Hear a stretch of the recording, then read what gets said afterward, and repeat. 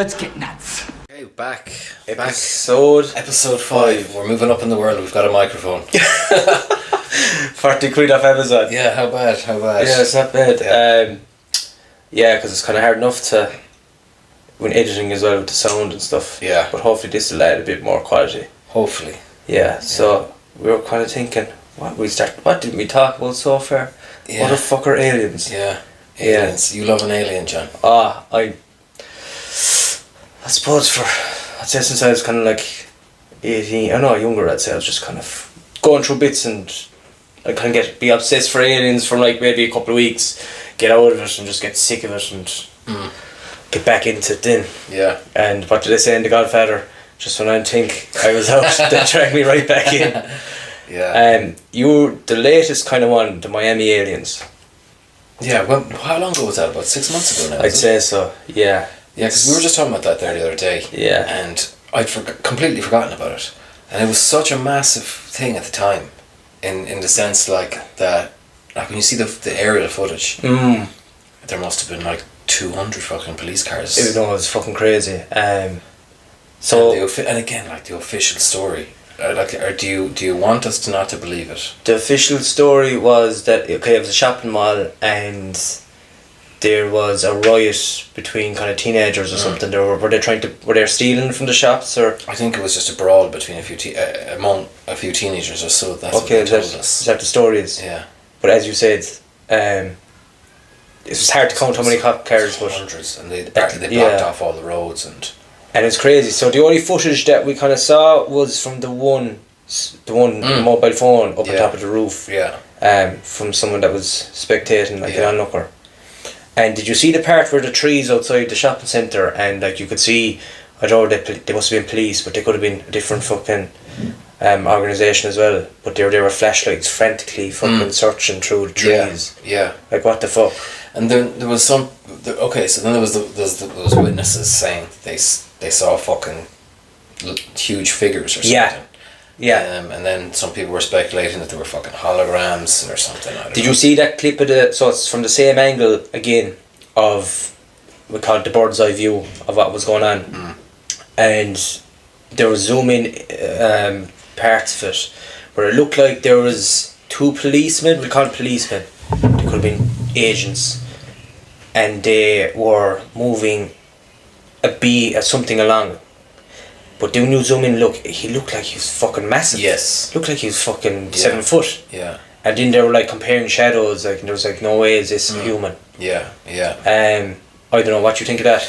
There was a guy then I saw made a video the next day saying that he was there in the fucking mall, and he said he kind of gave a description of these fucking giant fucking creatures fucking moving along, and he said they were kind of like disappearing and then reappearing a few feet away and stuff like that.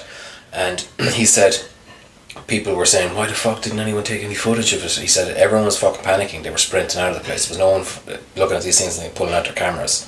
Jeez, but that same guy then came back about 2 or 3 days later and said he made it up and that he wasn't there at all. So obviously the internet is speculating then that somebody might have got him or something. But what does that sound like to you if it's beings that are fucking dripping in and out of reality, interdimensional beings? It could have been. Some people were speculating that they're fucking holograms. This is kind of Project Bluebeam stuff. Yeah, so like, okay, did you say you saw something like that related to that story a couple of weeks ago again, was it, or? No, it's just that we were chatting and it just kind of popped into my head. So, whatever fucking happened to that story, because it was a fucking mad one at the time. It's a mad one, but it's like anything that happens these days, it's just fucking, it's all over the internet for a day or two, and it just disappears. It's mad, isn't it? And there's never anything more after that. Yeah. No, but the whole thing about the fucking cop cars around the place, that's the biggest fucking, it was more than what they were fucking saying. 100%. And especially with that being, it did look like a tall being that was casting a long shadow. Yeah. But then again, you'd say there's no way that they'd fucking be escorting something like that. No. If, like, okay, for example, if it was an alien or a creature, there's no way that you would handle it unless you're fucking in a fucking one of them biosuits. Yeah. Do you know what I'm saying? Yeah, So yeah. maybe it was just delighting. Maybe it was a person that was in handcuffs. But so you can kind of explain that side of it. I noticed as well, like, that people weren't running. Like, you see people pouring out of the fucking mall, but Right. they're not running, they're all walking. Do you know what I mean? And you'd imagine in a situation like that where people would be fucking running out into the fucking road, like the whole place is blocked off. Yeah. If they're running for their lives, they're not fucking hanging around on the lawn outside the fucking mall, like, do you know? Yeah, So yeah. it's just a lot of inconsistencies. No, but with it's the that. whole thing. Why were the flashlights going through the fucking the park area of the shopping centre? No, it's very strange. Then the other story that was after that, the Vegas incident. This one, yeah. So the crack with that one was there was a couple of different things. There was footage of a police cam on a cop, and there was an asteroid or a blue light that looked like an asteroid coming from the sky, and it flashed. There's footage there on this on YouTube and stuff. Right. And they're asking bystanders, "Oh, fuck, do you see that? Do you see that? Do you see that?" Yeah, we did. So the cops were kind of panicking as well. So that was a couple of like a street or two down from a house where apparently a young fella, and I think some of his family members, I think they're Hispanic, but apparently they saw like these massive figures out the back, in their backyard, and they look like fucking monsters, kind of a thing. Yeah. So then, I think they called the cops, and there's recordings of that too, and they were telling how it happened. And then they were contacted and they went on the news stations, giving interviews. And then apparently, like, they fucking, like that, then the story was, heard nothing from the story then for weeks and weeks and months. And the family were asked for multiple interviews, and they rejected. They didn't want nothing to be. They didn't want to be involved in any more kind of interviews and shit with news channels. But then recently there was an interview with that kid again, and he carried the camera crew out the back, the side of where he reenacted what happened. So it was himself and his father and brother, I think, were walking. So I thought the story was they were inside their house and they saw him out the back, but apparently it wasn't. They were walking to the side of their house, and through the gate they saw the thing was passing by, and it looked like it was kind of cloaked in invisibility. Yeah. And they had the footage of it. Yeah. Is that the clip that you sent me? Yes. Yeah. But then they said after that then, which the camera doesn't capture, is they actually saw the fucking beings then. And he was saying he thought it was a demon, and his father-in-law thought it was a demon. They said it was the scariest. They never want to see anything like it ever again. Fuck. But they're not profiting off this. They're not fucking making money. They're not trying to sell fucking t-shirts about the fucking thing, whatever. But plus, it was the whole thing of the cops, the body cam footage of that blue light flashing from the sky at the same time. Like, that's fucking suspicious as fuck. Yeah. But what's your whole thing of the phenomena, I suppose they call it, the aliens? UFO, UAP, aliens, non-human intelligence? I'm a bit all over the place on that one as well. Yeah. Because I could be thinking some days that they're interdimensional, like we've discussed. Sometimes I think that they could be fucking literally like demons. Yeah. Some people think that, like, these fucking some of them are fallen angels and this kind of stuff. Yeah. I find it hard, like, see, like, growing up we watch all these TV shows like Star Trek, Star Wars, and it kind of gets these ideas in your mind that there are fucking spaceships in outer space fucking flying through the fucking... Yeah. Do you know what I mean? Yeah. It's just pop culture. Yeah. I saw a video there from the 1950s. This guy was asking people it was in Australia, asking people on the street as they walked by, do you believe in aliens? The vast majority of them were like, either no, I don't fucking believe in aliens, or they were just disinterested in the subject. Right. Do you know? They just thought it was kind of a stupid question, like, do you know, like, what are you on about? Yeah. Do you know, but we've been kind of years, like, it's been going on for decades now, where we've been drip fed by this information, or this kind of, not drip fed, but kind of fed this Yeah, idea. it's just. And it's how many movies about alien invasions and fucking. But that's majority of them are fucking alien invasions, and they kind of paint aliens of this like these sinister fucking beings that come down to fucking harvest the planet. Yeah. But then there's other films like do you ever watch that one, Arrival? And that's a good one. I'm not sure. Yeah, it's Arrival, so it's an interesting one.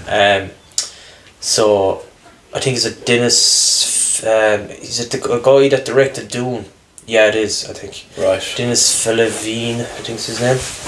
But basically, the alien lands in this fucking pod, and they don't know what to do with it, and it doesn't speak any language, obviously. But the way it communicates is through like ink, and it instead of words, it has like patterns. So they have to get in this like linguistic kind of professor or whoever studies languages, and her job is trying to interpret what they're saying. But I can't really remember what happens with the film, but I think they're peaceful. Right. But like there is some films out there that make out that the aliens are peaceful, like E.T., stuff like that. Did you ever watch? Never seen that one. Never seen that one. No. Man, that was nearly even before my time. Yeah, but I think wasn't the big UFO kind of, I suppose, kind of kicked off 1947 with Roswell, wasn't it? Yeah. And then there was like UFO movies like Attack of Planet When did that shit happen with, was it Orson Welles? Orson Welles, yeah. Was that... War of the Worlds. War of the Worlds, but didn't he do something? Did he organise something where they broadcast on radio? Yeah, so it was a live broadcast fucking... they're reading out the story basically. And obviously that was your only media back then. It was either that or newspapers. And people that were tuning in, they had no context of what they were listening to, only thinking it was a live fucking commentary of what was happening. Yes. That people actually believed that there was an invasion going on. There was hysteria, there was panic. Yeah. That's a mindfuck. Like that to me is like an experiment, a social experiment. Right. You know, I think as far as I remember, they did it on purpose. That it wasn't like. Oh really? They broadcast this shit telling people there's an invasion. I think. Right. I might have got that wrong, but. But the 1947 one is fucking. Okay, we'll go back a few years, right? So was Roswell 47? Was it? Roswell is 47. 1945 was when Oppenheimer, the Trinity, the first atomic bomb. Mm-hmm. But they did a test, and of the bomb, and I seen the story of like 20 miles or something away from the test site. There was these two young boys, and they were brothers. I think like one of them was 12 and the other was like 6 or 7. But their job was they were monitoring their land, their family land. I think it was like 88,000 acres. So that was their job, just to kind of like ride around in horses and just kind of make sure that the land was not much going on there, right? I suppose, I don't know, keep an eye on livestock. I don't know what they were doing. But there was a bit of a lightning storm and they were taking shelter underneath this fucking like cliff edge or something like that, yeah? And there was a communications tower on the top of the hill and it got struck. Oh, sorry, right? So I think the bomb either had gone off and this was just like on the same moment of time. But 20 miles seems a bit close to fucking...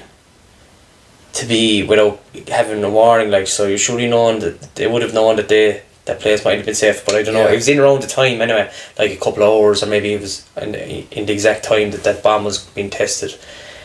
And there was a tic-tac shape. Do you ever hear these UFO tic-tac shapes? Mm-hmm. So apparently this one was falling from the sky, hit the communication tower and crashed. And the boys went to investigate it, and they saw a couple of beings inside it, like small little humanoid creatures, and they're moving around inside it, and they're kind of floating inside it as if it had no gravity. Right. And it looked like that they were squealing like rabbits, so either they were suffering. Okay. So the boys went to investigate it, and apparently they were around it for fucking a long time, like hours. they went away to get help or someone, like, you know. Came back, the beings were gone. Right. But the craft was open. So they went into it, and whoever, their adults, whatever, came on anyway, and it was there for a couple of days. And so then some organisation came on, they reported, they came on, and they were going to take away the fucking craft. So the boys said, Jesus Christ, we can't, we got to take something, we got to take a souvenir from this. Okay. So there's this little console inside it. Apparently it had like little rings, like metallic rings in it, and they snuck into it anyway before it was taken away, and they kind of shimmied out, they kind of chiseled out a little piece. And Jack Valet, did you ever hear of him? No, I don't think so. So they held on to this little piece, but Jack Valet is this ufologist. He's scientist as well, but he was an advisor for the film Close Encounters of the Third Kind. Do you know what that Steven Spielberg wrote? Yeah. So he was Steven Spielberg's kind of like the farmer. He was, you know, advising him kind of like about the whole UFO kind of thing. And so the kid, when he grew up, I think he was obviously 1945, so I don't know, was it near his deathbed or whatever, but he got in touch with Jack Valet and actually gave him the piece that he got. Okay. And I was watching this documentary, it's on Amazon, it's called We Are Not Alone, and Jack Valet showed the presenter of the show, or the documentary, that it was actually a replica of the piece that the young boy had taken. Okay. That the original piece was somewhere else secure. Okay. But they've been studying it. It's aluminium, but they're still trying to study it to see what it is. But apparently that's a true story. Interesting. So then that's 1945. 1947 then was Roswell. Yeah. That was some like. Okay, sorry, we'll backtrack a small bit. So 1945, that atomic bomb went off. But remember, I was on about the last episode. Stephen Greer was on about this this kind of wave that's kind of like a byproduct of a like atomic bomb kind of a thing. Yeah, he was saying kind of pierces into a different dimension. Yeah. He was interfering with. Yes, I forget the exact term now, but like that kind of lines up with that story, doesn't it?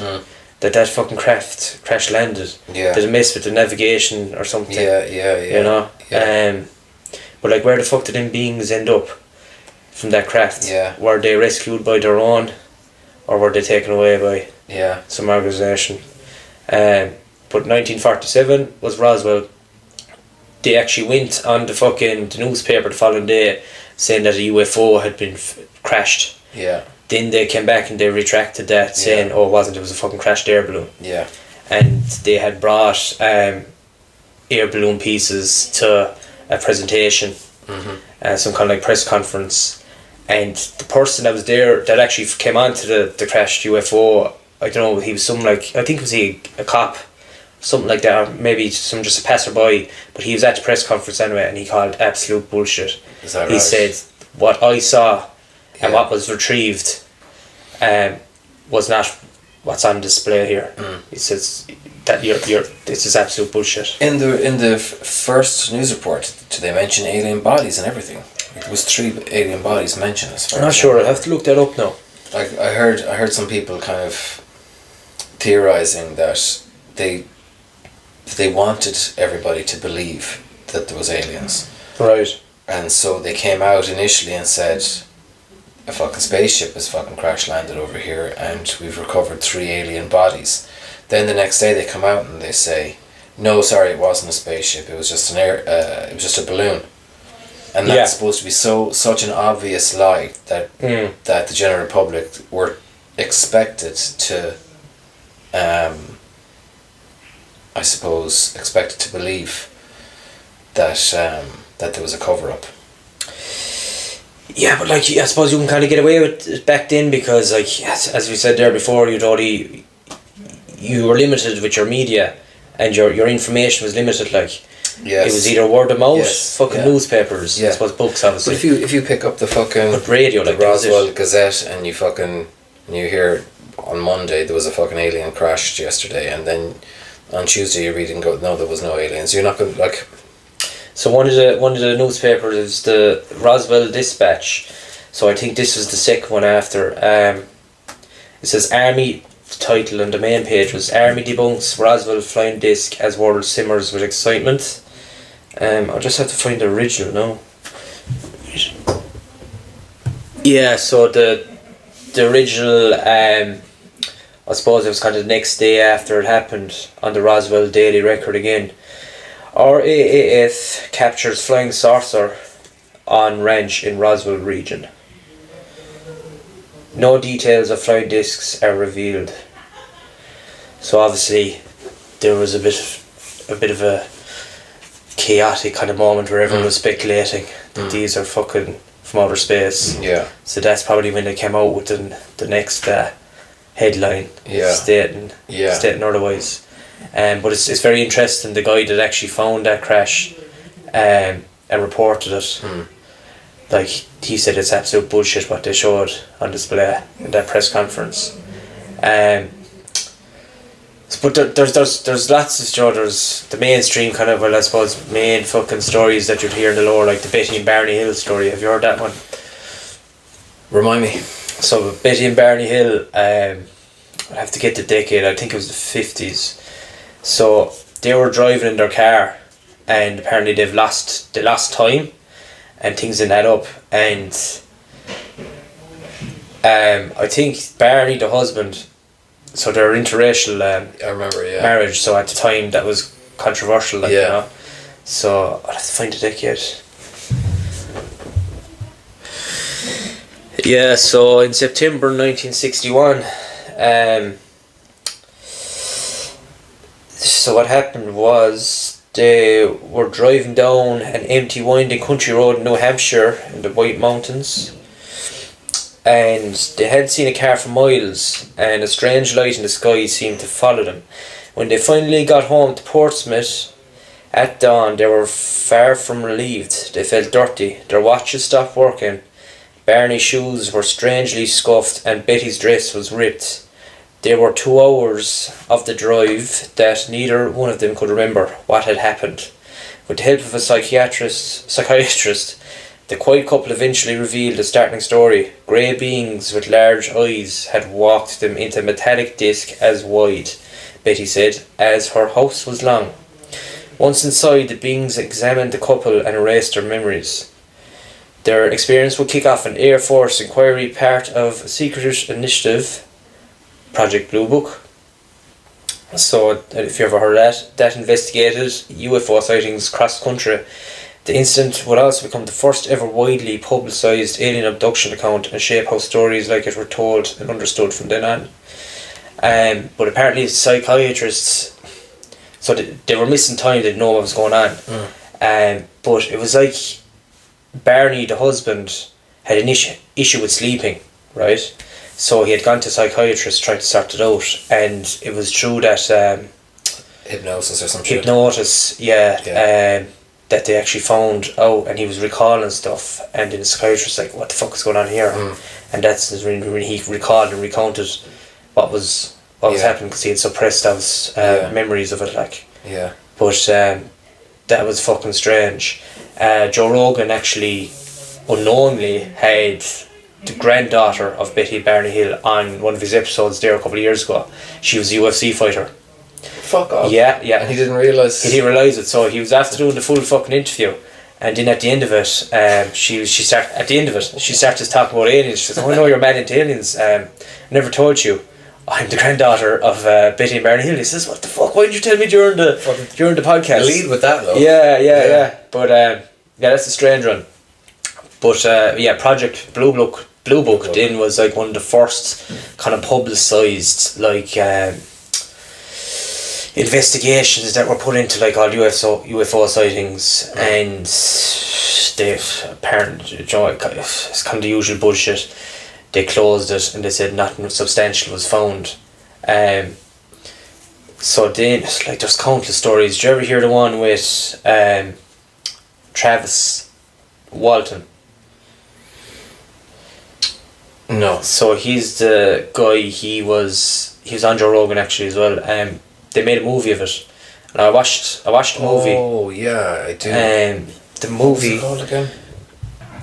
So Fire in the Sky, is the name of the film. It's an old movie, like, but yeah, it was in 1993. But again, he's a fella that apparently his story has never changed. He was out with a couple of friends, and I think where they cutting wood, and they saw a strange light in the forest, and then they went to investigate it, and Travis didn't. It was like a fucking spacecraft that was like hovering, and Travis and a couple of the boys went closer, but Travis was the closest. Then a beam, I think, came down from the craft, and with the force of the beam, Travis flew back and hit like a log that was felled, and I don't know, knocked himself out or injured himself. And so the boys fucking panic, ran for the jeep and fled.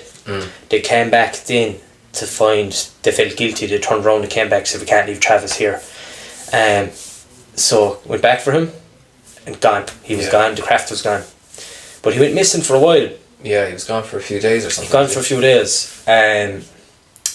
So in the movie he was showing like he came back and he had no fucking recollection of, I think that was accurate, of what went down. But I think it came to him like time after, like it was like a kind of came to him after a while. But what he said what happened was he woke up inside the ship and he was up on top of like an operating table, and there was a couple like utensils next to him on like a table, and he thought he was at the hospital, and he looked around and there was no corners in the room, and it was just something was a bit off.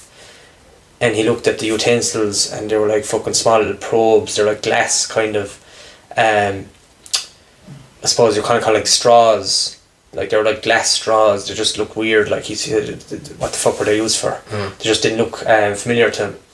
And then he saw this fucking being. I think there's a couple of them there. Maybe there was one. But they were just the stereotypical fucking grey aliens with the massive heads. Yeah. So then he managed to get up off the table and push one of the beings, because he was obviously in a panic. And he pushed the being, and he said he didn't push the being overly fucking hard, but the fucking thing went flying across the room. But he said it went flying across the room as if it weighed nothing. Okay. Then he escaped that room, and I think there was something strange, like the doors and everything they weren't familiar, like they weren't like anything kind of, I suppose we would call it terrestrial. Yeah. And he got into this other room and there was like a tall, like human looking, like Scandinavian looking character. Right. But now people say that they're fucking, do you ever hear the Nordics? Yes. So the Nordics are like these gorgeous, beautiful looking people. Yeah. So then like there's people speculating that the Nordics were actually the fucking aliens there, we call them, yeah? And the grey aliens were maybe robots. Okay. So they weren't biological. Okay. And maybe they fucking like carry out their duties or whatever they have. Like, interesting. Yeah. But he never felt that, he was just so frightened of the whole thing, like obviously anyone would be. But he never felt that they were hostile after, in hindsight. And the Nordic was trying to help him. Right. But anyway, it was like they thought he was injured and they were trying to fucking mend him back. Okay. But that was the kind of story of that. I think he just landed back then. Obviously don't remember how he got back. Did he wake inside the movie? Did he like wake up in? He fucking showed up a couple of miles down the road and balls naked. That's right. Yeah. I don't know how accurate that is. Yeah. But like that, his story never changed. Everyone thought he was probably a cook. Yeah. But it's fucking weird. But it's only like it was only a while like later. I think it was a good while after where he was like recollecting. And it was through like is it regressive hypnosis that he could recall what had happened to him, like the kind of Betty and Barney Hill story. What do you think of all these fucking abduction stories? Like it's kind of hard to tell. Like I've heard it suggested that that these people who have been abducted and the things that they've experienced, like when they see fucking aliens, these alien creatures, whatever, they're fucking human beings, fucking dressed up. Okay. There was one guy I saw interviewed years ago, and he was saying they literally use literal chicken skin, so that when the person touches them, it feels real, and it feels, I suppose, disgusting or whatever. But that they're just that they're maybe just doing some sort of experiments on people or whatever. But I don't really know. I mean, like, I was thinking about, like, do you ever come across those cattle mutilation stories, right? So Skinwalker Ranch. You get a cow, and he's had half his fucking face laser beamed off, and his tongue removed or something, and all the blood in him is gone. That's Skinwalker Ranch. Found in snow, and there's no fucking footprints around her. And there was a few where they were saying this fucking animal has been dropped out of the sky from about 200 feet up. What these kinds of things? How would you explain that? Yeah. What the fuck is going on? Did you ever look into Skinwalker Ranch? Very briefly a few years ago. I think I heard a couple of podcasts about it. Yeah. There's this lad. So I don't know. It was back in the 80s, I think. Massive ranch. This family had it, but like you were saying, they were experiencing fucking cattle mutilations. One of the weird, so like that, they'd find a cow and there'd be no blood inside. It's like it was drained from the body, but to be like highly fucking surgical kind of moves, serious done, precision cuts done, like, you know. So it's like there's experiments done on the fucking, like, if you were to do that as a prank, how the fuck would you do it? Like, you know, why would you even do it? But one of the weirdest ones in Skinwalker Ranch was when all the fucking, they had a couple of bulls, and they were missing them, and they were looking around, and then whatever way anyway, I think was it the guy, I don't know, we call him the male farmer. He got a good feeling that to walk towards this fucking, like, shed. I think it was a shed or a cow box. But anyway, the door was closed and the door was always open, and the cattle were missing. So we went in, and all the fucking bulls were inside in this box, shed, cow box, whatever you want to call it. And there's no way, like, I don't know, did you ever, like, I grew up with horses, and even if you had two fucking stallions beside each other, they would go ape shit at each other. Like, there's no way you could have bulls in a little tight enclosure of, like, a fucking shed or a cow box, and that they would be lace and kicks. They were in there, and they reckoned that they were in a trance. Oh, right. So then he walked up, and they were just there in a trance. Jesus. I don't know, we'd say 4 or 5 of them. I think that's what they were. There was numerous amount of them inside there anyway. And then all of a sudden it's like that. They just got out of the trance, kicked down the door, and when started fucking, the whole thing was shaking, kicking the shit out of each other, and busted out. Like, how do you explain that? Yeah. But what they say about Skinwalker Ranch is, so the whole thing is that it's like a gateway for interdimensional beings, and that people that have gone there to study it, they say that there's pranks being done on them. Like, anytime they bring cameras or recording things, the batteries go dead in a fully charged camera. Right. And CCTVs don't work, like there's power outages in the area. There's shit like that, weird stuff like that. Yeah. And then they say, like, there's fucking weird pranks. Yeah, whatever these entities are, fucking with them. Like. There's a show on fucking History Channel. Did you ever come across that? So it was George Bigelow of Bigelow Aerospace. I think he's still alive. Is he late 70s or early 80s? But he was obsessed with fucking aliens since he was a young kid, and he just wanted to. I think, did he see a UFO? But he wanted to figure out what the fuck they were. So he made his life goal to try and make enough money so that he could develop something that would get close to what he actually saw. So an anti-gravity kind of craft, anti-gravity propulsion, or whatever you want to call it. But he created Bigelow Aerospace, and then his company make fucking storage units for the International Space Station or things like that. And I'd say, so he bought the ranch, and he tried to investigate it, and like that, he just couldn't get any concrete evidence because everything was fucking, like, it's like they knew they were being watched. Yeah.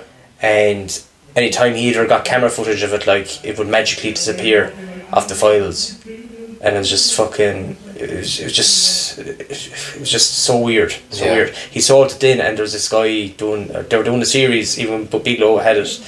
But this new fella that's after buying it, he's in every fucking episode of this Skinwalker Ranch thing, and they have this like scientific team. Your man from Coast to Coast is involved with it as well. Oh, George Knapp, the investigative journalist. Yeah. But it just, the show is fucking, like, it's like anytime something kind of happens, some anomaly happens up in it, like, it's like it's fucking pre-planned. It's like, you know. But then there was this one episode where they were like trying to track these like fucking, like a portal, and it was very weird. So they had this like car, like a drone that would traverse over a plane, and it was scanning the landmass, we'll call it, and then it would make a 3D through all the different pixels and interpretation of it, a model. And in the space there was like this fucking 3D kind of like portal thing. It was so weird. And they did multiple fucking takes, and it kept showing the same thing. Interesting, yeah. So it was very strange. Yeah. But you know, like, okay, how long has this alien stuff been going on, like throughout history? Because like, are there any like fucking stories from 500 years ago or 1,000 years ago? Apparently, it's thousands of years ago. Like wasn't there some paintings? Was it Leonardo da Vinci?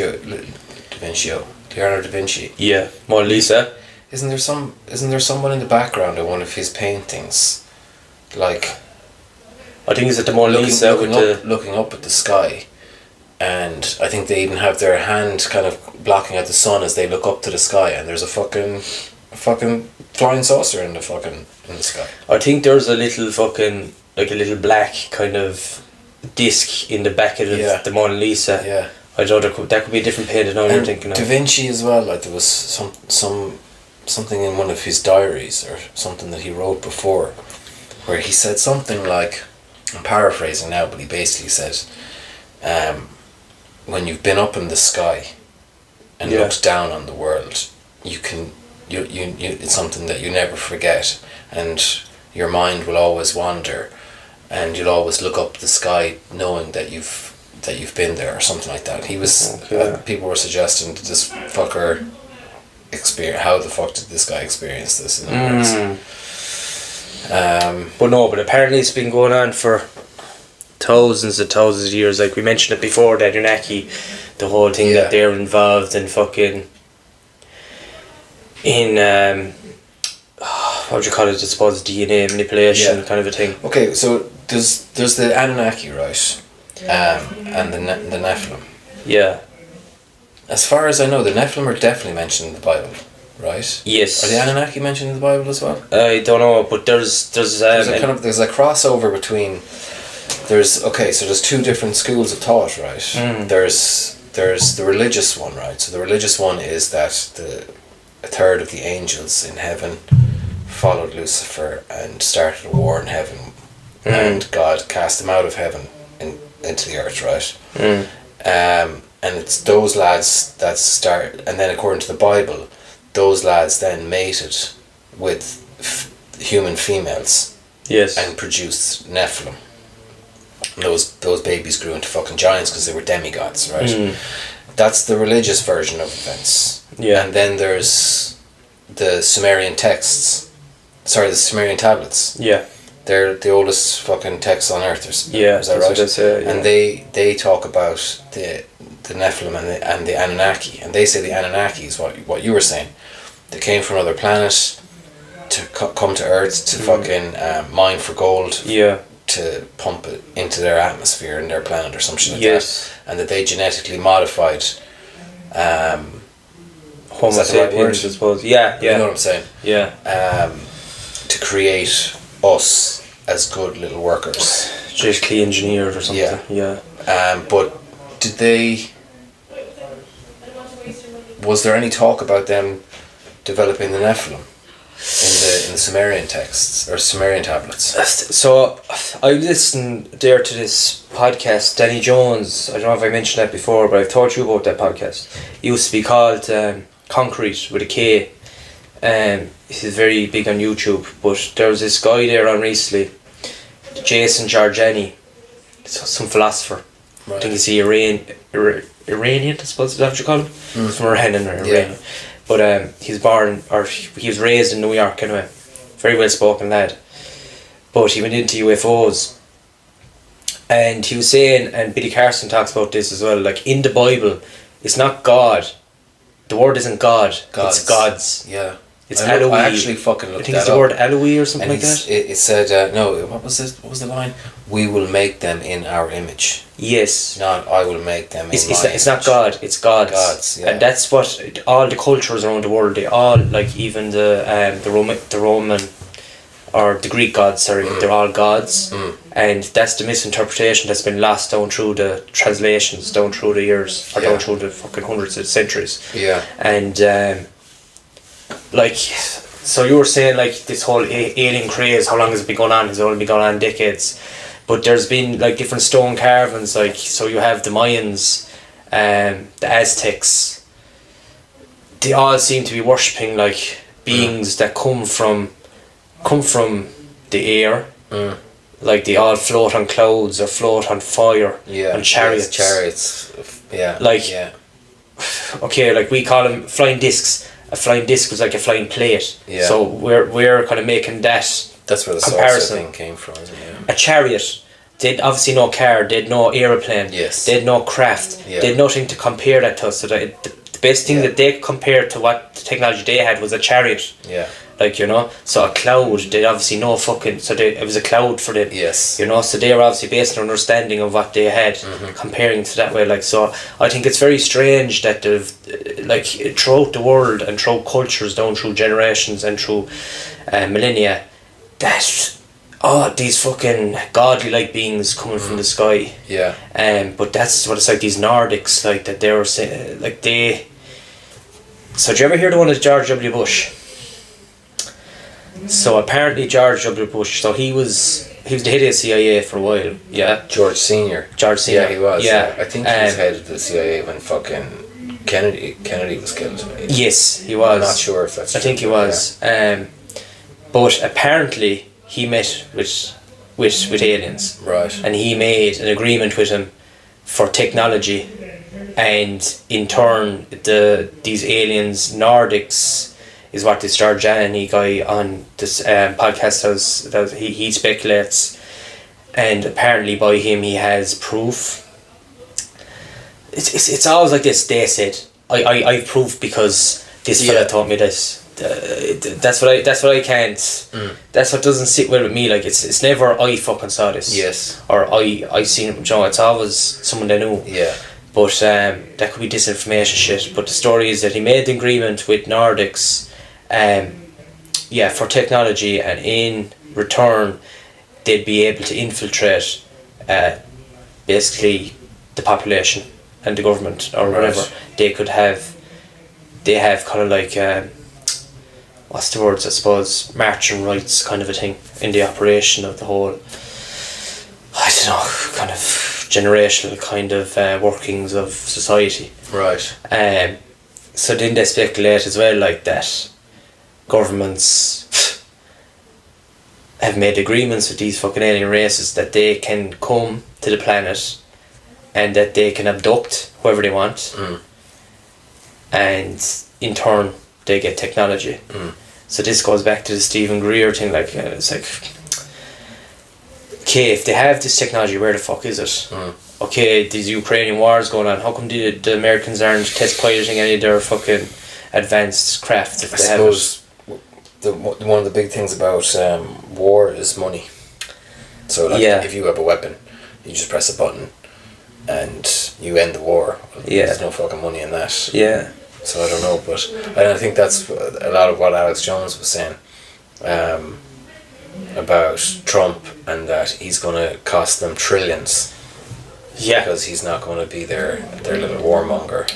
But apparently that's the whole thing of the CIA, like, that they're a war machine. They're drafted to turn into as a war machine. But did you? I just go. So we've 1947 Roswell, Barney Betty Hill. Did you ever hear the one in Virginia? So it was in Brazil. Yes. 1996, I think, was the year. This brown fucking creature that made everybody sick when they touched it. Yeah. So there's this. Fucking Brazilians. But yeah, so the story of Virginia, there was this documentary that I watched called Moment of Contact. It's by a guy called James Fox. So he's this ufologist, whatever you want to call him. Listened to a few podcasts of him first, and that's how he made a couple of films. So he made one called The Phenomenon back in 2020, and this one, Moment of Contact, in as well. So the whole thing about Virginia, so it's kind of like Roswell. So there's this guy that was driving or something, and he saw something fall from the sky, went to investigate it, then moments later he heard sirens and the cops came on. The cops told him to fuck off, get away from here.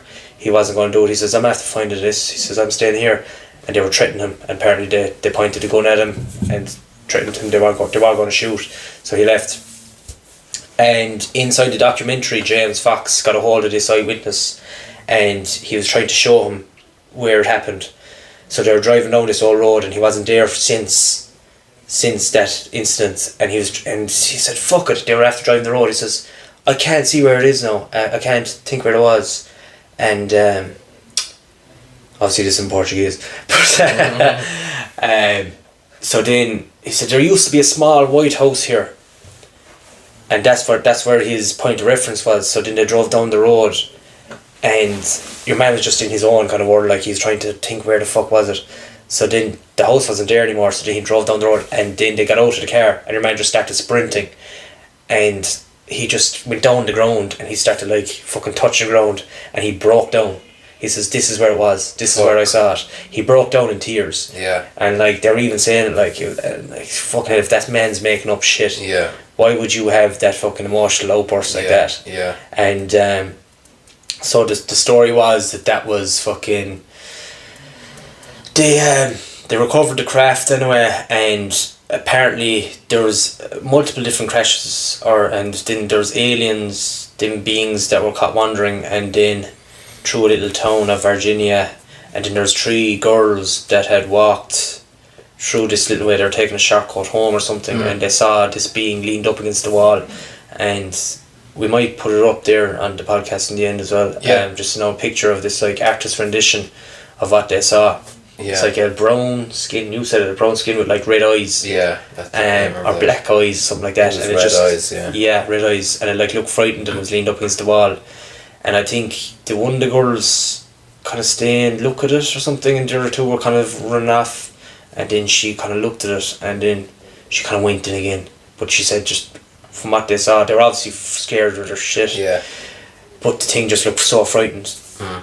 So then did all the roads closed off, the local army, and then there was another guy that was supposed to transfer a body. So he was transferring the body to the hospital. He grabbed the body of this other alien. Did they bring it to the hospital or something? Brought it to the hospital, and then your man died of fucking cancer or something. No, they said he had something to do with his skin. Yeah, skin cancer or something. No, he died after a few days. He's like, that's right. Yeah. He had like the symptoms of like a bacterial infection or something like that, and they just couldn't figure out how to fucking help him, and he just got worse and worse, and died after maybe 4 or 5 days or something. But so inside the documentary, they were trying to. I think, was he a brother, or was he apparently one of the guys that was driving around? Sorry, he was driving around the alien body inside his car. Okay. So this guy didn't touch it. So the guy that died was your man that had grabbed it. Then the guy that was driving it was still alive, and James Fox was trying to get a hold of him. Right. And he was told like that this guy doesn't want to talk to anyone. He's been fucking approached numerous times, and he's told everyone to fuck off. He wants nothing to do with it. And the same was done. He actually threatened. James Fox went to his house with his film crew, and he was threatened if he doesn't go away, he'll fucking get a gun to him. Right. You know, he just didn't have none of it. Like, but apparently there was a surgeon there as well that came out and kind of whistleblowed the doctor and said that he saw the body. But I was asking a few Brazilians there as well, a few Brazilians, and they were saying, I said, like, what's your view of that? And they say, it's a story that's laughed at over in Brazil. Right. It's like one of these hoax stories that everyone knows is bullshit. Okay. But that's what they say. Yeah. But, like, who has profited off it? Like, it's, like, I don't know, I think the testimony of the 3 girls, though, has changed. Has it, yeah? Yeah, I think I heard that they were kind of... I think looking back at it, they felt like maybe they had been influenced. That somebody else had said they'd seen something, and then they agreed that they saw the same thing or something like that. I don't know though. Right, but I think the thing of your man, the first eyewitness that spotted the craft, of him breaking down in tears, Yeah. I think that's fucking... Yeah. That's Oscar worthy fucking acting, or else it's genuine. It's kind of like, it reminds me of that Zimbabwe one as well. The one where all the school children saw Yeah. it. That's a fucking mad one, right? It's like 30 fucking school kids. And they all say the same fucking thing. Yeah.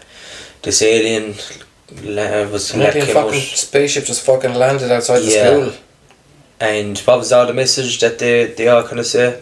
That the aliens, I don't think they even talked to him, it was like they telepathically spoke to him, and they all kind of said the same thing, that the aliens were saying, you're destroying your planet, you need to look after your planet. Yeah. That was it. And Jack Fillet, that guy that I was on about there earlier, involved with Steven Spielberg, plus Counters of the Third Kind, I think it was him that went to interview a lot of the kids. Right. But I was watching, there's this on Amazon as well, there's this fucking documentary called the UFO film They Don't Want You to See. So I clicked into it, and do you know what it was? It was this documentary that was trying to debunk everything. So Right. this guy was trying to debunk that story of the Zimbabwe kids, and he said that, we call him, I think he was Jack Fillet, but he said that he influenced, he was kind of like, he said, oh, it was an alien you saw, wasn't it? It was an alien, kind of like... Yeah, he prompted them. Prompted him. Yes. Yeah, so I don't know what to make of that. Yeah. But even to this day, the kids, they're all grown up now, and they say, they remember what they see. Yeah. Yeah, some of them are scared, other of them weren't, but like... but the biggest one of them all, I think, and I think it's the one that holds the biggest merit to the whole thing, is Bob Lazar. Yeah. What you think of that motherfucker? Do you know, I'd have to go back and listen to his interviews again, because it's been a couple of years now. Yeah. But I suppose, so in a nutshell, he worked at Area 51. Yeah, tried to reverse engineer. Los Alamos was the name of it, I think. Right. In Area 51. And he was trying to reverse engineer some technology or something. Yeah. Right? Yeah. 1989, I think the year was. Jeez, I'm such a fucking freak, I know this years. Yeah. But I used to be obsessed with this shit, like. Yeah. But 1989. Can we get him on the podcast? Yeah, I'd say not a bother. He's still around, like, isn't he? I have his number here, I might give him a text. But 1989, yeah, but like he was doing mad shit, like he was a genius physicist, but he like, did he like put a rocket onto his car? He had a Honda car, and like he retrofitted with a rocket. I think I something heard like that. Yeah. So then they're saying that so he was contacted by fucking whoever and asked him, can he go out to do top secret fucking research and experiments and stuff. They didn't tell him much, they were drip feeding him fucking information just as time goes on. Yeah. I think he was there a couple of months, and the way they operated information, so he was given this like buddy, so we call it Gary, we call him Gary, he had some name from, I can't remember what it was, we call him Gary. So he was introduced to Gary. Gary would give him the information that he needed, but nothing more. Yeah. So he can remember going into this facility, and there was like 4 or 5 fucking different saucers or whatever craft, yeah.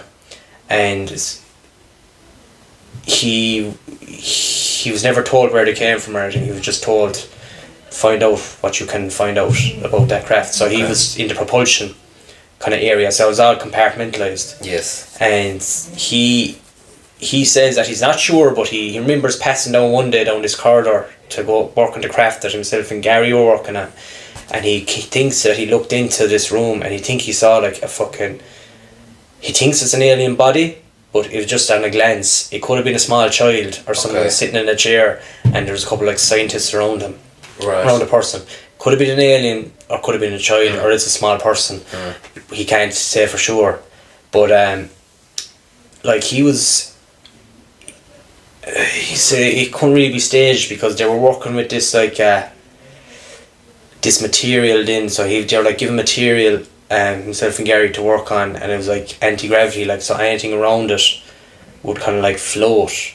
And then he saw, I can't remember the ins and outs of it now, but then he said like there was this other time that he was carried out this hangar, and there was this guy that was flying this craft, and when he looked up he couldn't see the craft because the light, it's like they had this shield around it that bended the light around it. So it was like a gravity kind of shield, bended the light, and then when he walked past it he could see the craft again because the specific angle couldn't. But like that, but then if you hear that, right, that kind of says to me, okay, people see UFOs in the air and shit, right, see in the sky, but how come if the UFOs had this technology to fucking bend light around it, how do people still see the UFOs? So what I think, and what a lot of people think, is majority of what is seen is reverse engineered fucking craft that's been reverse engineered from crashed fucking alien craft. But apparently then he worked on this like element 115, this like is that the element that people didn't know existed? Yes, and like in 2005 then it was introduced to the periodic table. So he predicted it back when he was talking about it back then. It was just so strange that it was, and he had some like research lab as well, and so sorry, he was working on the fucking thing, and then all of a sudden then he was to go out and meet this place, and he used to be carried in a bus or escorted to the site. So then out of the blue they stopped calling him one of the days, and he couldn't understand why they after fucking scrapping him, so he got a bit angry. So he used to go to the peripheral kind of fence of where he knew the test flights used to be of these fucking alien or reverse engineered, whatever you want to call them, craft, and he used to carry friends, and he kept on going like he used to know like every Wednesday evening they used to do these test flights. So then there was one evening that he brought a couple of friends with him, and they were sitting like on the hood of their car, and it was pitch dark, they were waiting for something to happen, and this little fucking red light just was on the ground in front of him, and they looked down at it. It was a fucking scope. So a scope had fell off a gun, and then there was like fucking numerous fucking soldiers around him. Oh fuck. So the soldiers had snuck up on him without them realising, and they like arrested him, and I don't know, did they fucking threaten him, like threatened his family. Then his school that he went to, where he worked, all them records vanished after a while, and then he put himself on to the public. Right. I think you mentioned it. Remember he went on Coast to Coast? Was he on Coast to Coast as well? I think he was on Coast to Coast, yeah. He at the start he was whistleblowing about it, and he was a shadowy figure. But then it must have been after that time he was arrested, or he must have gotten fucking his life threatened and stuff. Yeah. That he said, I need to put myself out there for my own safety. Fuck, I'll have to go back and listen to those. Put his name in it. But the reason why he found out after, the reason why they wouldn't bring him back is because they were tapping his phone calls, and the house phone, and his wife was actually cheating on him. So they thought that he won't be in the right mindset, like if he ever found out, and that to affect his work. Yeah. But like his workplace, I was saying, was raided by the FBI and some other organisation, and so he's still a practicing fucking scientist, but he reckons that they were looking for element 115 because I think did he say people, or did they think that he had it? Right. So just out of the blue, they just fucking all these there's men in fucking black suits or whatever, like just came on, or whatever, soldiers or whatever the fuck. And a clientele came on and fucking... yeah, but the funny thing about him, like, he never tried to put himself in the limelight to a sense, like, he never tried to fucking profit off it. I don't think, no, he didn't. No. Sure, the only fucking interview that he really did was on the early news channels, or early fucking, whatever, coast to coast, or shit like that. But then he went missing, and then he made a documentary for Netflix with your man Jeremy Corbell, and they went on Joe Rogan. That's where I came across him first. Okay. But his story has never changed down through the years. Yeah. And he always says he never profits off it. Yeah. But what do you think of that? I don't know. I like. Again, like, for me, I see that, like, there's a crossover between sort of science fiction and all this kind of this kind of stuff. And then it crosses over then with kind of religion. And I remember years ago coming across this UFOologist, or whatever they call him, right? This is more than 10 years ago now when I came across this guy, but he said, like, he went around the world interviewing people who claimed to have been abducted. Right. I don't know if I said this to you before, but he said that after, like, he'd interviewed a couple of hundred people, he said he realised that a number of them had the same story, that when they called out to Jesus Christ to help them, the aliens just fucking scattered and the experience ended. And he said that when he brought this information then to the UFO community, he said it was rejected. People didn't want to hear this, and he was like, I'm after interviewing hundreds of fucking people, and dozens of them have said the same thing, that they're scared out of their fucking mind, and they call out, Jesus Christ, please fucking save me, and the experience ended instantly. I think they're fucking demons. So that kind of crosses over into the theory of these things are demons. Interdimensional demons, and they're not coming from fucking planets millions of light years away or whatever. Yeah.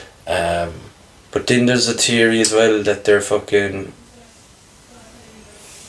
future humans. Yeah. They're time travelers. So if your USOs unidentified submerged objects, that they come from the earth, or from the sea. The water, yeah. But, like, what did they say, that we've only discovered like 5% of the ocean floor? Yeah. Like, imagine, I know I suppose tis a well-known kind of one, but, like, Journey to the Centre of the Earth, that old film. Think about that. Fucking Hollow Earth. Yeah. Like, no, it's like, we're taught in school about the fucking iron core. So many stories. So many, yes. They don't know. They don't know. Because they can't dig beyond. They can only speculate because of the strong fucking magnetic poles, because there's iron in there. But they don't know. They've only gone down, like, whatever, couple of thousand fucking... How far can they go down? Yeah, is it something like 40 miles they can go down, and then no matter what they fucking do, they can't penetrate any further? Yeah, I'll have to check that one out. Right, so I just gave that a quick Google there. Google. Farther Google. The world record is 12,262 metres. That's the deepest. Right, it's about fucking 9 miles or something like that. Yeah, and what's the fucking diameter of the Earth? 14. The circumference, I think, is 14,000. That is 12,742 kilometres.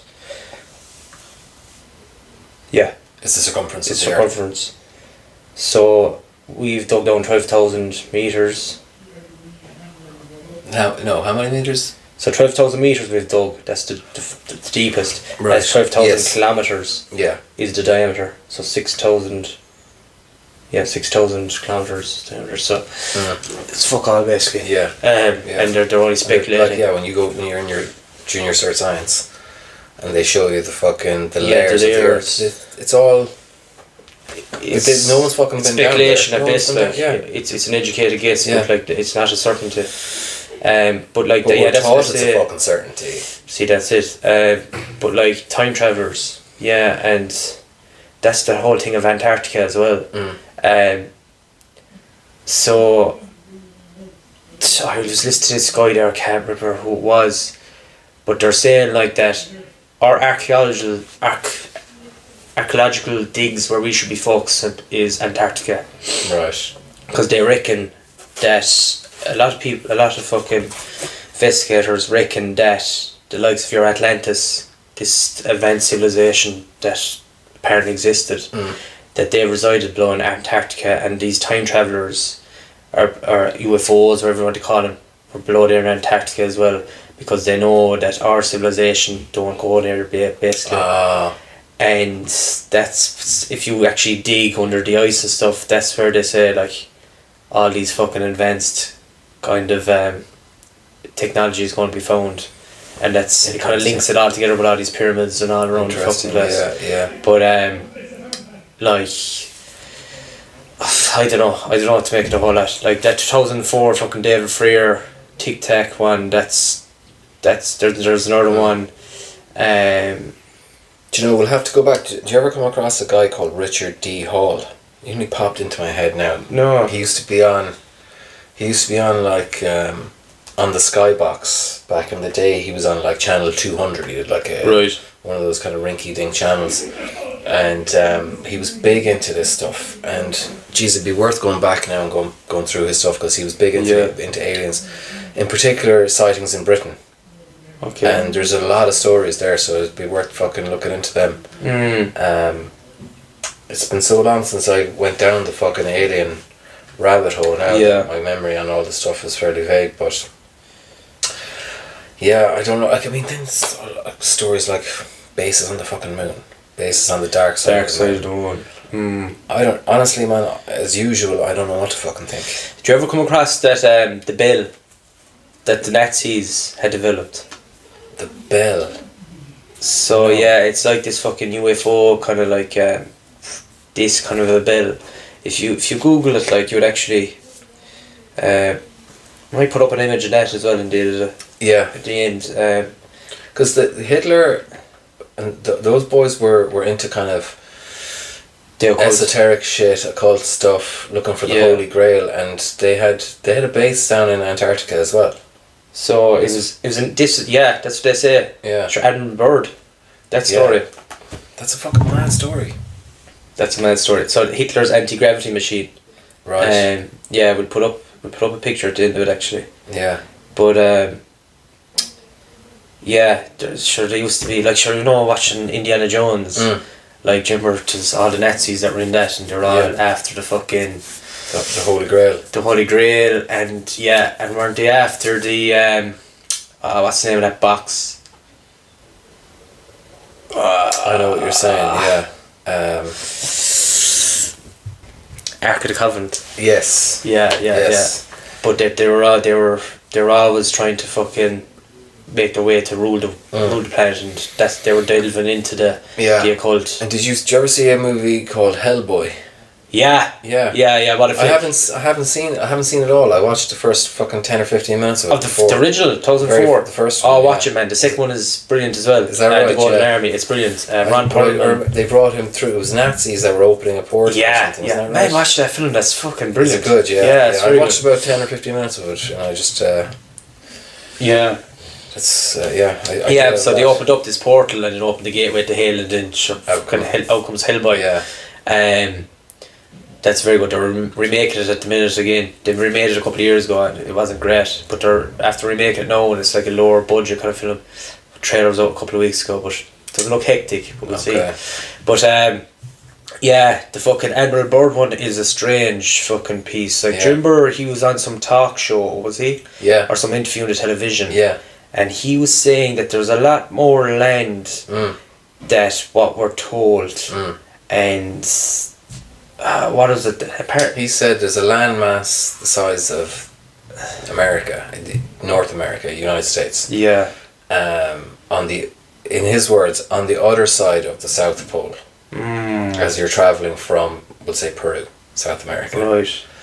And he got a massive backing, so they got a massive budget for that mission. They went down the first time and they saw all that, and I think he did that interview. But when they went back down the next time, they took a fuckload more stuff. He did a fair amount of military with him, like, didn't he? Yeah. He got a massive crew with him. I think the first time they went down with a couple of ships, but I think the second time they went down with a lot more. But what was the aim of his mission that he was told was like to find out what the Germans were at or something like that, was it? It was called Project High Jump as well. Project High Jump. Yeah. Fucking hell. Yeah. Yeah. They're lying. They're lying about whatever the fuck is going on down in Antarctica. But there was a diary as well. Did you see? So apparently the diary, and it was on about these fucking like these flying fucking vehicles around that were down there in these massive green land masses. But it was his wife, I think, that started talking about that. Right. And then that was debunked later on. It was said it was fake. Yes. There was some journal. Apparently, it was supposed to be his journal. Yeah. And it was up in the North Pole, not South Pole. Right. And it was some claim. The story that I think has since been debunked or whatever, but that he was flying along and the next thing his plane was taken control, like remote controlled by something else, and then he was flown into some place and he met some fucking aliens or some shit like that, but there's no evidence of this though. So like, if you Google there, Operation High Jump it was in 1946 to 1947. It was the United States Navy operation to establish an Antarctic research base, Little America 4. Yeah, but like 100% they're lying about what's going on in Antarctica. And like I remember seeing this article as this fucking war was kicking off with Russia and Ukraine, and the Russians said they would still honour the Antarctic Treaty. Yes. And it's like, lads, you're telling us. What's that no one takes ownership of that land, yeah, isn't it? No one goes down there. We're not allowed to go down there. You can have, like, each country can have, like, a couple of scientists or whatever. Yeah. But that's it. And I saw a guy, he made a video, he put it up on YouTube, where he tried to fly to Antarctica from Australia and he hired a plane. A small plane, and the guy who was flying the plane was saying to him, like, they're going to intercept us, they're not going to let us, and he goes, no, we're going to film it in, we'll fucking fly down, we'll see how far we get. And fucking sure enough, 2 fucking fighter jets come along and go, turn the fuck around. Fuck. And you got 30 seconds or we're going to fucking shoot you out of the sky, like. And they're like, alright. And all they're doing is fucking flying in the direction of Antarctica. That kind of and it's all, like, the official story is, got to preserve the ecosystem down there. Yeah, what's down there? What's down there? Oh, well, just a few penguins and nothing else. So what the fuck system are you worried about? Don't celebrities get to go down there? Like Will Smith and fucking... You can take a cruise down there. Yeah. But they'll only bring you to like a little corner of it. Like a bay kind of. And you'll get to fucking see some stuff. I think you can even get out of the fucking boat and fucking go around, have a walk around and stuff. But... no, they're not fucking taking you into the middle of the place. It reminds me of the Truman Show. Remember, they try everything they could to stop Truman from trying to, I suppose, get out of the place and explore. Yeah. Well, that's the flat Earth theory, that's or the flat Earth conspiracy theory. And like at one point in the Truman Show, he's drawing on the mirror and he's pretending he's a fucking an astronaut, and he's talking about scaling this ice wall. Or something like that. That's right. So there's a lot of flat Earth. There's a lot of flat Earth imagery in that film, the dome and all that kind of stuff. Yes. The flat Earth thing is mad because, do you know what? I feel like when you're either a flat earther or you think flat earthers are retarded, and there's no kind of middle ground for people. No.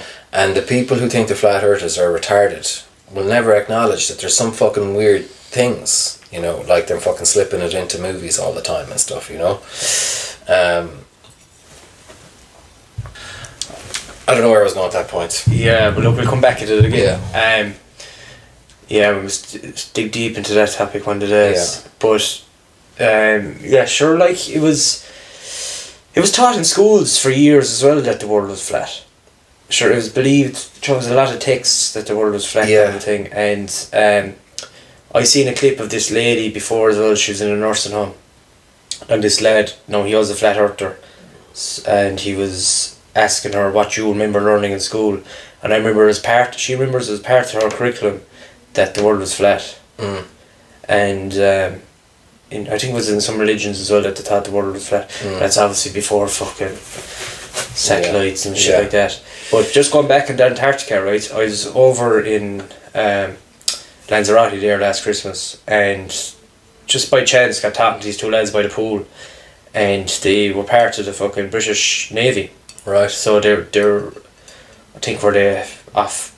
They were on holiday, obviously on holidays. But I think one of them was kind of retired, even though he was young, and the other fellow was on holidays, I think. But they were early 40s anyway. And your man was showing me videos of them on their fucking massive ships. The ships are massive. Did you ever see the videos of them like going through treacherous waves and shit like, and the heights of these? Yes. Like, he was showing me the height of this fucking, what would you call them, ocean line? No, you won't call them an ocean liner, would you? The massive fucking military ships. The fucking Yeah, what would you call them? like the fucking ones you see on Top Gun. Yeah. But anyway, no, this was kind of like a more, we'll just call it a ship. Right. Just the pure height of it then. And like, he was showing me how high, he showed me another video then where they're inside in the little fucking, the cabin, or the control room, whatever you want to call it, and the waves were coming out over the top of it. And to compare the height of the ship from the bottom of it, from the hull, it was like, and you'd be thinking it'd be nearly impossible for these waves to fucking travel high. But then I was like, he did time blow in Antarctica. Oh, right. Yeah, so I was asking about Antarctica, and I didn't, like, it's kind of like just kind of probing them, like, to see what they'd say. And they're saying, oh yeah, sure, like, there's nothing there, there's only fucking old huts and abandoned kind of bases. And we'd be just, like, our job would be just go around to some of these houses and see if we can, if there's stuff there to be retrieved, useful stuff, or else if there's some other cabins, that we just kind of rebuild them and just kind of leave them there, and they kind of, Right. they might make use, like set up an old radio fucking tower beside it or something like that. Right. But he said, from what they see, there's nothing there. And I said, like I said, I said it to him about this conspiracy as well. I said, look, you're only fucking touching. You obviously were there. I wasn't. But like, who knows how much is actually there? But if it is accurate, going by what's on the fucking globe, the amount of landmass there is, you couldn't have that covered. You know, they couldn't have covered it. Like, and they said, look, we were just fucking going in a couple of miles. Like, but who knows? But they were fully convinced there's nothing else there. Only fucking ice and penguins and fucking polar bears. But you were saying as well about the flat Earth, like that they say like outside the ice walls that there's other different land masses. Yeah, I was going to say that there was a map found in Hawaii, and it was a picture of it was posted on the fucking Hawaiian Gazette, I think is the name of the newspaper, in around 1900, and it basically shows what we know as the flat Earth map, which is the fucking UN flag. Yeah. Right, but then, like you said, outside of that, we'll say if it's an ice wall, the ice wall is the circle all the way around what we know as the flat Earth. But then there's more layers. Yeah. More circles, basically like an eye. Do you know what I mean? And we're at the center of the eye. And they were saying, some people were suggesting that this land that fucking, what's his name, Admiral Byrd said he discovered, matches up with this map as well from the direction that he would have been travelling. They suggest that this land mass here does look the size of fucking North America, and it's right where he said it would be. And then the suggestion is that there's fucking other suns and other moons out there as well. Yeah. But the day out there would be a much longer day. And I was thinking, I meant to say it to you a while ago, when we were talking about fucking, we were talking about the aliens and coming from the sky on their chariots, right? Yeah, right. But do you remember the story of Oisin? No, go on. The Irish story about Tiernan Og. Yeah. And this fella Oisin, he was wasn't he the king's son? I think I can't fucking something. If anyone in Ireland's listening to this now, they'll be like, "Shut the fucking asshole! You know what you're talking about." But Oisin, primary school. Apparently, these people came when you said chariots across the sky. They said that they came on horses that ran across the ocean. Right. And they came to Ireland across the ocean, running across the ocean on their horses or whatever. And they were beautiful people or whatever, and one of them was this beautiful girl, and she fell in love with Oisin, and she asked Oisin to come back to what we were told was Tiernan and Oak. I know we're come going back. with this. Yeah. So he hops on horseback and fucking heads away. God knows where he went. And then the story is that after a few years he started to miss his family. But when he came, so he said, I'll see you later, love, I'll be back, I'm going to go visit the lads. He ended up going back and dying, obviously. She said, if you touch the ground, you'll die. So he had to stay on because he'd age. Time would catch up with him. Yeah, something like that. And so wherever he was, time was moving, operating differently. And maybe was he on the outside? I never thought of that. Was he on the outside? It just popped into my fucking head as we were talking earlier on, and it all kind of just came together there. And it's like fucking time vortexes and time moves. So maybe theory of relativity, time moves slowly in comparison if you're travelling over a vast space and under a certain speed. Yeah. So maybe we're in the centre, where the sun and the moon do their fucking lap of our flat Earth. This is if we're on the flat Earth. This is the flat Earth pretend reality. Yeah. But if he's moved out to the other realm, and the day is much longer because it's doing a wider lap. Right. Maybe you age slower as a result or some shit like that. Could be that, or maybe I'm thinking of like Joe. It was an alien, so it took him on the spacecraft. Took them away to a different fucking planet. Yeah. Then obviously time went slower from when they were travelling. Then by the time they came back, time had passed by so fast on fucking Earth, like maybe 50 years when he came back. Yeah. Maybe the rest of the people were had aged. Yeah. And he didn't. Yeah. Everyone he knew was dead apparently when he came back. Yeah, that's like that fucking film. I never watched it, lad. It's coming back into cinemas in September. What? It's been released. The one with rat. Matthew McConaughey. The space fucking film, man. Oh. And they're travelling. I watched it the other day. What's it called? You told me to watch it. Interstellar. I just watch it. Don't spoil it for me. But you haven't watched it? No, I'm going to wait until I see it. You fucking told me it was great. I watched it because you recommended it to me. I know because Philip, the hostmate, told me to watch it. Yeah. I said no. I've been wanting to watch it for that. No, I watched it. I watched it on fucking Movies there a couple of weeks ago. It's good, like it was okay. But that kind of I got you thinking anyway, you know. But so you link the kind of flat Earth theory in your land outside the ice wall. So then they say like maybe it's not these beings that are coming on spacecrafts from fucking outer space. It could be inner space. Yes. Yeah. But man, I definitely believe that there has to be life out there. Like, every star in the fucking sky is a sun, apparently. There's all it takes from one sun to have the same type of chemical reactions to be stable as our sun. Yeah. And obviously just multiple different factors. So the planet to be within the Goldilocks zone, not be destroyed by asteroids, to have a link to time for a civilization to prosper. And develop, and like how isn't that possible with the trillions? If everything they're telling us about outer space is true, then that's a perfectly legitimate argument. That it'd be like it's just a matter of odds, you know. Yeah, I think I think people are a lot more fucking open minded nowadays than what they are like of what before, because Joe, you're different. Like we're living in a serious time. Like you literally could Google something there, you get the fucking answer.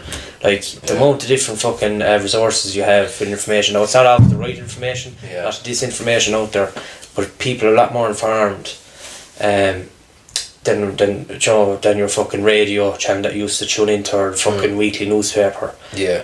Like your War of the Worlds kind of a thing that was going on there. That story we're covering. But I think people are open up to it, and look, if aliens were going to be hostile, and if they are hostile, we'd know about it by now. I think we're on about it before there, that Project Bluebeam, that if there is a fucking sinister plan that's for this one world government, you'd hear about it, this new world order, they're trying to plan this fucking, get technology to a point there where maybe not at it yet, but where we can put projections and fake a fucking invasion. Then, like, do you ever see, is it Ronald Reagan? Oh no, Nixon. Yes, Nixon Reagan, that says, wouldn't it be amazing, wouldn't it be funny if, he said it at a UN meeting, if we might put it, basically if there was an alien invasion, we put all our differences aside. How fast we put away our fucking differences aside and unite as one. And you think like, okay, is that kind of fucking, what's going on there? Are they setting us up? Are they setting us up? It's like I heard someone saying before, if you can think about it, they've thought about it. Yeah, but like it's like all this fucking fear mongering like of down through the years, all these alien invasion movies, but like Independence Day, and like people would fear straight away if like the whole thing with David Grush. We didn't even get into David Grush, but he was whistleblowing. But again, it's hearsay, like, so it's from another fucking, he's basically a third party again, third party information he's getting off someone else. He knows someone that has been in contact with fucking documents or witnesses that have been involved in reverse engineering these crafts, and that apparently the American government have these crafts and all these, and it's private black budget fucking projects. But he was on Rogan there as well not so long ago, but he was saying as well inside that fucking Senate, that hearing, that he had to go in a skiff, which is secure fucking, I don't know, basically you're in a secure room where it can't be tapped in, like, yeah. And he was going to give evidence of it then, so there's been nothing else since of that. But I reckon disclosure is going to come, but it could be 10 years, could be 20 years, could be 30 years, could be 40 years. And it could all be fucking lies as well. It could all be lies as well. Definitely, I think there's something out there. Has to be. Yeah, there are certain conspiracy theories that, like, most of the stuff that I believe, I don't want to believe, but there are certain things that I do like, and I love the idea of other land being out there somewhere. Do you know? I'm going to finish off with this last one. Okay. Do you ever hear, I think it was Nixon, and there was this famous American actor. Yeah, so Jackie Gleason was this like American actor, and he was good friends with Richard Nixon. So back in 1973, apparently Nixon had fucking the know-how of UFOs or whatever, and they were drinking at Nixon's house, I think, and they got drunk obviously, and then Nixon says, "Do you want to fucking see UFO?" Oh fuck! I think I heard this. Yeah, and then Jackie Gleason was like, "Yeah, of course, like whatever." So I think they flew to some hangar and showed him the UFO, and then Jackie Gleason go away, and he actually got obsessed with aliens then, and he actually built a house in the shape of UFO. Oh fuck! It actually exists. Yeah, I remember that. Yeah. It was up for sale there a few years ago, but that's a funny one. But Donald Trump said there as well, like, do you remember that clip with fucking Jake Paul or someone? Not Jake Paul, the other fella that has the podcast. Whichever lad his name is anyway. But the brother. Yeah. Logan Paul or Jake Paul, I think, maybe, yeah, some one of them anyway. Yeah. And he's obsessed with fucking UFOs, and he asked Donald Trump, he said, "Do you know, are aliens real? What do you know?" And Donald Trump, the usual way he goes, and he said, "I know some things, but I can't tell you," kind of thing. But I think US presidents are only told the small little snippet. Yeah. It's all under wraps, I think. Yeah. But Clinton was asked as well on, I think it was fucking Jimmy Kimmel or something. It's funny how they make these presidents like fucking movie stars or celebrities. They put them on. Man, they're all a shows. fucking front. But I think it was Jimmy Kimmel. One of them anyway asked him, you know, about fucking other aliens or something along those lines, and he said he inquired about it. I think he said he inquired about it, but did he hit a brick wall or something like that? They're not told. They're not told. But sure, they're only in office for max 8 years. Yeah. Like, they're not told. Yeah. Yeah, but sure, look, it's going to be very interesting if are we ever going to find out if they're real or not? And if we are, if there is a fucking alien invasion in the future, is it actually real? Is it actually happening? Yeah. Think of that film Spider-Man fucking, I told you about this before. Is it Spider-Man No Way Home? Or no, Spider-Man, the second one. Homecoming, Far From Home. Right. So Mysterio was using these drones, these Tony Stark drones, and they were using projections, and he was putting out these projections that he was a superhero fighting these fucking massive gods or fucking monsters. Right. And the monsters were fake. They were projections. Oh right, okay. Fuck, like. predictive programming. The thing about the Project Bluebeam thing, like I think I said in the last episode, that when I first heard about it, mind blown. But now I'm looking at it 15 years later, nearly 15 years later, and going, it's all over YouTube. They're not fucking, like, I don't know like if the average sensors, person... YouTube sensors, everyone knows that. Yeah. I don't know if the average person has heard of Project Bluebeam, but millions of people around the world are aware of this. Yeah, but maybe they put out, maybe people get wind of this, right, and then there's whistleblowers and piece of information. People talk, like, you know. But then they say, okay, maybe we're going to scrap that, we'll try something else. Do you know? But look, yeah, I don't know, but there's definitely something out there, and what I think it is, everything that's seen, there's a lot of shit out there, and it's going to get harder, but with all this AI generated fucking shit now, it's beginning to, like, you see a lot of stuff online, these videos, like, fucking hell, is that real? Yeah. Like, you even see ones of giants, and they look fucking so real with CGI, and it's like, you know, it's the line is blurring before reality and fiction, or whatever you want to call it, and I just think that we're coming into a time that if there was an alien invasion or something, I think no one would believe it, because they said that's fucking fake. Or like we said, like, there's been so many instances like the one in Miami, where it draws a lot of eyes, and then before you know, people forget them. There's attention spans, no one has attention spans. I'm guilty of that myself, I think. Yeah, I'm the same myself. But yeah, definitely there's fucking things out there, but I think a lot of them are fucking reverse engineered. But like, where did they reverse engineer them from? Either we have the technology that's been suppressed, that we were on about in the last episode, that we've developed ourselves, or else fucking stuff that was reverse engineered from alien beings. And I think all these fucking civilizations around the world that have stonework, and they all depict like fucking beings coming from the sky, and these gods, not just gods is the word in the Bible, like, is it Aloe or something like that? But I think that just can't be coincidence. Yeah. But yeah, I think that's it, I'd say, for this week. I think so, yeah. Oh, I'll tell you what, actually, before we go, a friend of mine, I don't know, did I tell you this theory? A friend of mine, Sean, shout out to Sean if you're fucking listening. My Sean. Is this Sean that's mad into UFOs as well? Yeah, so his he'll have to come on for an episode. Yeah, he's too shy. He'll come on now when we're fucking big, you know. We've got more than 3 people from Vietnam listening to us. But he has a theory that there was like an ancient civilization that were way more advanced, and they had this kind of tech. Right, and he I don't know if he thinks this, but he said it's a possibility that a lot of the UFOs that we're seeing flying around are on autopilot.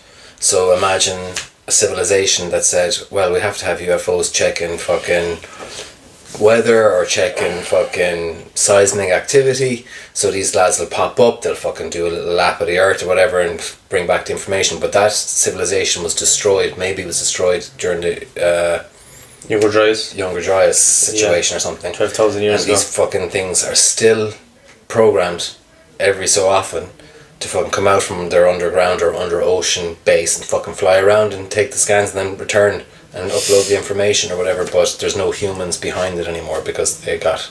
That's a fair interesting theory. You know what, you could make a movie out of it nearly. I'm going to echo that one, right? There's this guy I used to work with, and like, we were sitting inside in the sitting room, a few of us from work went out for a few beers, I think it's from Clare, I won't mention his name, but he had a tattoo on his arm, I think I told you this one before. No. Inside his wrist, and it's of the triangle UFO of these, like, so on the apex or the corner, the points of each triangle, there's a circle, in the middle there's a circle as well. And I don't know if you ever come across this one, but it's the triangular UFO is kind of widely known, it's widely seen. But this lad, when he was young, saw it with his sister and his friends or cousins or something when they were out in Clare. They saw it and it was like rotating, and it would go away and come back, and then they went away and they told whoever, and then their house was actually visited by some kind of agents. Right. Yeah. Fuck. This is in Ireland, like Clare. And mad. They were questioned. So the mother and father were questioned, then the kids were questioned individually, and the parents told them, look, just tell them that you saw nothing. So then... When was this? This is going back maybe 15 your man's a couple of years older than me, so I'm 28, so I think he's like 30 or something. But I think he was like when he was like 11 or 12, but he got a tattoo of it. Because I remember saying it to him when we were drinking, and I goes, what's that tattoo of? He goes, oh no, you've no interest, you don't want to hear about it. I said, no, tell me genuinely. And then I says, is it what I think it is? Because I have seen images of that that craft before. And I was thinking, and he says, no, you don't want to know. I said, lad, I tell you, if it is what I think it is, I'm mad into fucking aliens. Tell me what it is. He goes, oh, are you serious? Yeah. Any people that I've told to this before, like, I'll go away, you're fucking crazy. Yeah. And so, anyway, the parents told him not to say anything, right? To say whatever they saw, they didn't see it, they were lying. But your man stood his ground, even though he's a young fella. And then they told him, he said, look, what you saw was they come up with some fucking stupid story, and they said it's not an alien or anything like this. They're kind of making fun of his fucking story, like, and he just knew. They dismissed him, like, you know, and made him kind of believe for a while that it was just some fucking maybe drone or something. But drones aren't really a thing then, like, you know.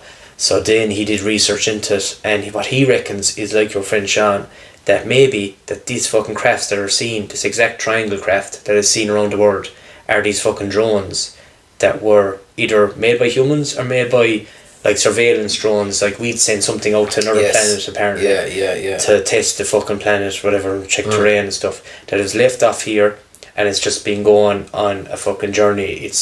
It's lost, and it's just going around, basically floating around the planet, and that's why there's numbers around. That's interesting. That kind of bounces off Sean. And I'm going to leave with this last one, because I was texting him last night, and I was talking to him. We both know the man. So we'll say his first name, Joe. Oh yes. Joe, Yeah. So Joe's from Brazil, and he told me that he used to see fucking these, it's just the phone. He used to see these, this beach. I have to find the name of the beach. But when he was younger, he was living there for a while, and there was like this nature reserve. You see this fucking UFO kind of thing. So it used to be like gliding, then all of a sudden it'd appear the other side of the fucking forest. Then it'd be like jumping around, and they saw it multiple times, and they reckon that it was over the nature reserve because it was abducting fucking animals and doing fucking experiments on it. And anytime they said it to himself and his friends, used to see it after they were drinking, like, and they were saying, "Agway, you're drunk, you're always seeing things." But he knew what he saw. And said to locals, some of the locals believed it. They said they'd been seeing it for years and years, and it's just part of. She's like, that's just what they do. Sure, they're fucking aliens wherever they are. Fucking mad. And then another story is he had his dad that he was out fishing one day. And he just noticed something in the sky that was casting a shadow, I think, if I recall the story right. And he looked up and he seen that it was an alien craft, and it just fucking flew off. Mad. But yeah, I just had to mention that story. The name of the beach is... so the name of the place is Peruibe, Peruibesp. Throw that into Google Maps and you'll see the beach. Interesting. But yeah, I'd say that's it. I'd say we're kind of... If you're still listening after an hour and a half... Fair fucks to you. Yeah. Okay. So now. Nice one, bro. Cheers, lad. Of the North American continent. He made that first discovery flight, and I must say that Admiral Byrd, our guest tonight, is not only our greatest living explorer, but he's been an inspiration to countless Americans. Admiral Byrd, you've been to both the North Pole and the South Pole. Is there any unexplored land left on this earth that might appeal to adventurous young Americans? Yes, there is. And not up around the North Pole, because it's getting crowded up there now, because they find out it's really usable, not only to live in, but militarily. But strangely enough, there's left in the world today an area as big as the United States that's never been seen by a human being.